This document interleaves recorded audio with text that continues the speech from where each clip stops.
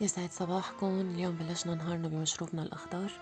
طبعا ما لازم نحن دائما نضل عم نشرب نفس الشيء، دائما بنحاول انه نغير بعد شي اسبوع، بنغير غير شربة. طبعا وقت بدي اعمل شي تاني كمان مفيد للجسم بحكي لكم عنه وبصور لكم اياه.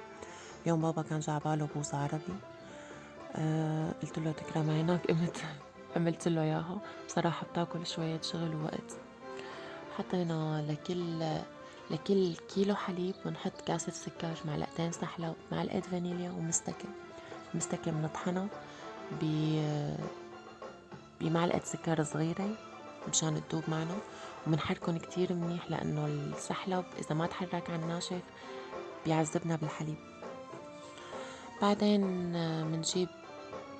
منجيب الحليب. أنا بصراحة اليوم استخدمت لترين حليب، هي الوصفة لأنه نحن عائلتنا كتير كبيرة.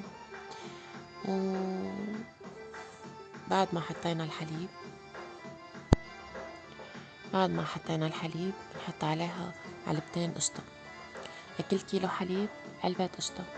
بعدين بنحط المواد الجافة كمان فوقهم، وبنضل عم نحركن كتير منيح. بعدين بنحطن على الغاز، ما بننسى نكفي كاستنا. وبعدين بس لحتى يغلي بنوصل لعملية التبريد، بنحط تلج ومي وبنضل عم بنحرك ليبرد.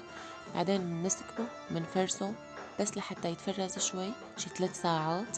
بنطالعه بنقطعه وبنحطه بطشط أو بشي شغلة وبنصير مندقه. الشوبك كتير كتير عملي وبيساعد بهذا الموضوع. بعدين بنمد بالصينية فستق حلبي، بعدين بنحط عليه الخليط، طبعا فستق حلبي وستريتش. بعدين بنحط الخليط بنمده كتير منيح، حوالي يعني بده يكون حوالي 1 سنتي مو أكتر من هيك مشان ما يعذبنا بالتفريز.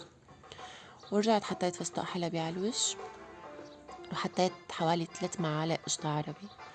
بعدين لفيته رول. الستريتش كتير بيساعد بعملية اللف تبع البوظة. وبس لحتى منلفه أنا حطيته بقصدير. بعد ما لفيته بالستريتش حطيته بقصدير وحطيته فرزته حوالي 24 ساعة وصار جاهز معنا. كانت النتيجة كتير طيبة بصراحة. جربوها قولوا لي شو رأيكم. وهي جربوها قولوا لي شو رأيكم.